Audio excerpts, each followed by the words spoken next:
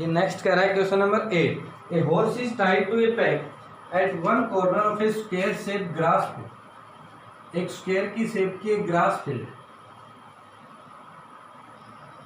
इसके एक कॉर्नर पर कह रहा है कि horse is tied to a peg at one corner of the square shape grass field of side 15 metre.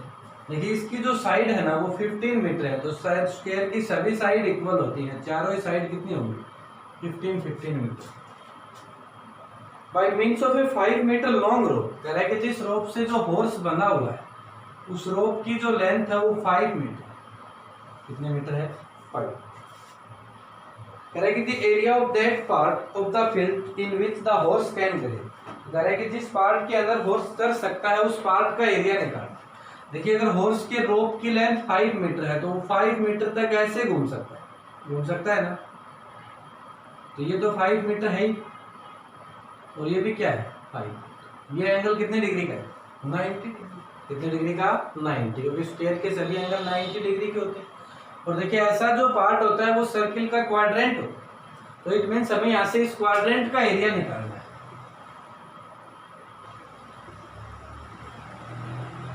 और उसकी जो रेडियस है वो 5 metre. 1/4 pi r square, pi 22/7 r square, 5 का square 25।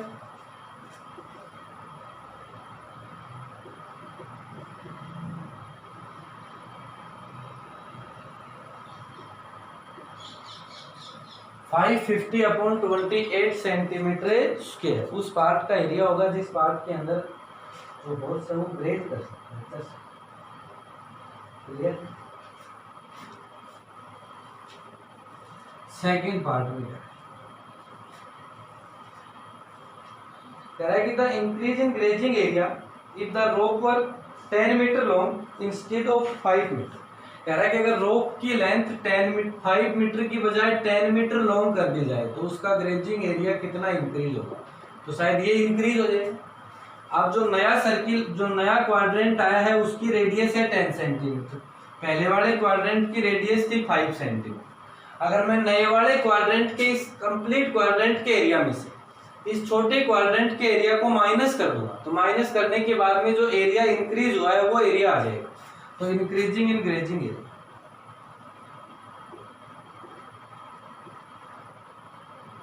Is equal to 1/4 pi r square, pi 22/7 r square, 10 का square 100, cancel हो जाएगा 25 minus.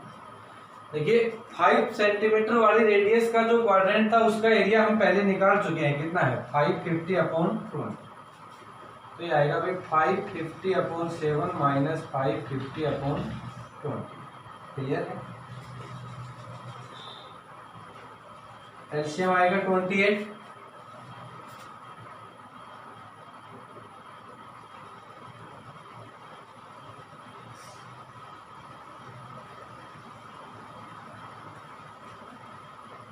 Zero 5 6 upon 28, कितने सेंटीमीटर स्क्वायर, 2 से कैंसिल हो रहा है, 2 से 14 825, ये आएगा भाई 825/14 सेंटीमीटर स्क्वायर। ज़्यादा करेंगे तो इसको पॉइंटों में डिवाइड कर, क्लियर।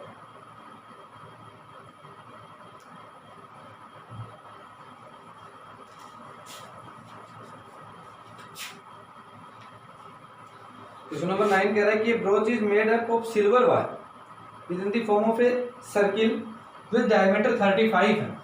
कह रहा है कि सिल्वर वायर से 35 mm डायमीटर का एक सर्किल बनाया जाए। The wire is also used in making 5 diameter which divide the circle into 10 equal segment. और इसी वायर से 5 डायमीटर ड्रॉ किया जाता है।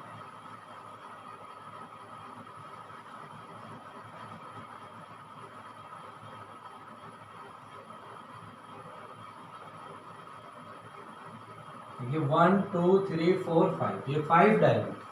कह रहा है कि जो 5 डायमीटर है वो इस सर्किल को 10 इक्वल सेक्टर में डिवाइड कर रहे हैं। इसमें डिवाइड कर रहे हैं 10 equal sector. As shown in figure 12.1 first कह रहा है कि the total length of the silver wire required. तो सबसे पहले हमें टोटल लेंथ निकालनी।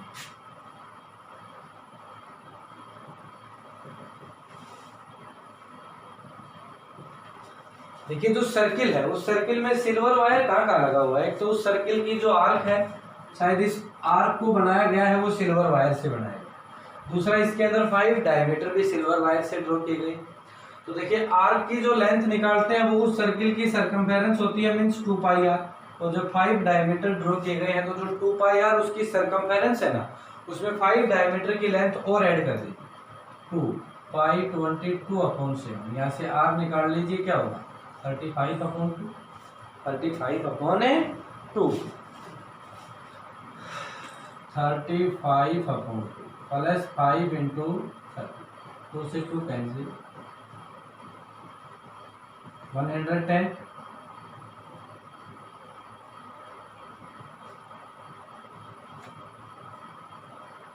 285 है 285 है। नेक्स्ट कह रहा है कि the area of each sector of the, देखिए सभी सेक्टर का एरिया निकालना है अलग अलग। तो भाई जब सभी सेक्टर जो सेक्टर बने हैं उसमें कह रहा है कि सेक्टर बनने के बाद में जो भी सर्किल था वो 10 इक्वल सेक्टर में डिवाइड हो गया।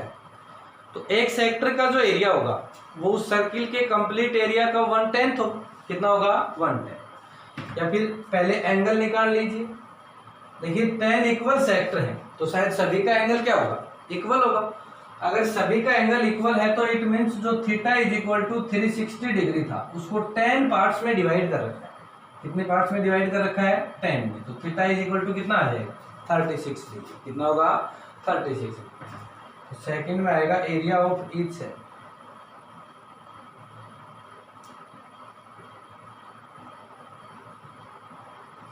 इज इक्वल टू थीटा/360 pi r. Theta 36/360 pi 22/7 r square 35/2 into 35 cancel 10 5 से 2 से 11 मल्टीप्लाई करेंगे तो आएगा 385/4 mm स्क्वायर 385/4 mm स्क्वायर। इतने mm स्क्वायर क्या होगा एक सेक्टर का एरिया। क्लियर क्या होगा एक सेक्टर का एरिया। कह रहा क्या an umbrella has 8 ribs which are equally spaced assuming umbrella is to be a flat circle of radius 45 cm। देखिए एक अम्ब्रेला है जिसको फ्लैट सर्किल बना रखा है जिसके अंदर 8 रिब्स हैं। ऐसे ये 8 रिब्स है 1 2 3 4 5 6 7 8 रिब्स है। और कह रहा है कि इसकी जो रेडियस है वो 45 सेंटीमीटर। कितने सेंटीमीटर है 40। Assuming umbrella to be a flat circle. कह रहा है कि इनके बीच का जो स्पेस है ना तो दो रिब्स के बीच का जो स्पेस है वो इक्वल है। Find the area between 2 conjugative ribs of the umbrella. देखिए दो के बीच का एरिया निकालना है।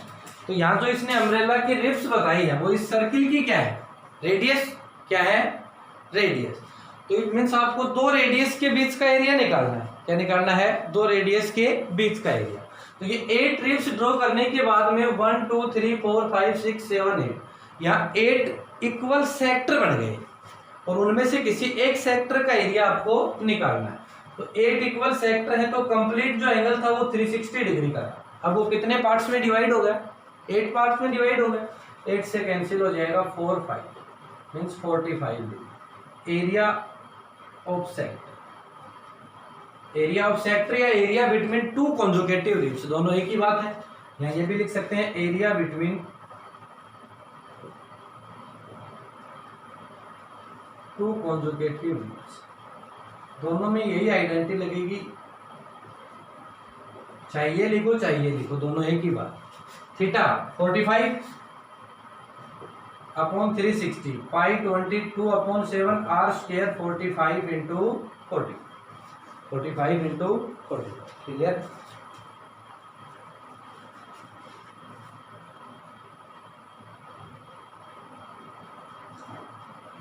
पाई की जगह 22/7 ही पुट करना है। जो कैंसिल हो रहा है उसको कैंसिल कर दीजिए।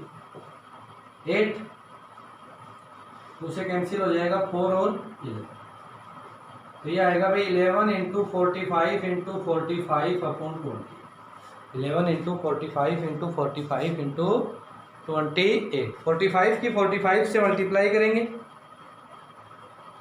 तो 45 पे इंटू 45 और इसकी 11 से मल्टीप्लाई करेंगे तो 45 का स्क्वायर होगा 2025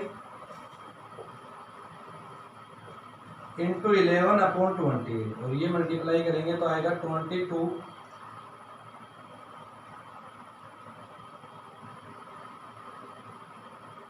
202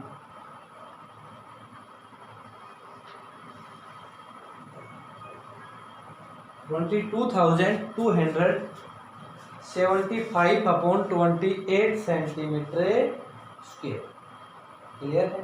इतने सेंटीमीटर स्क्वायर दो कॉन्जुगेटिव रिब्स के बीच का एरिया होगा।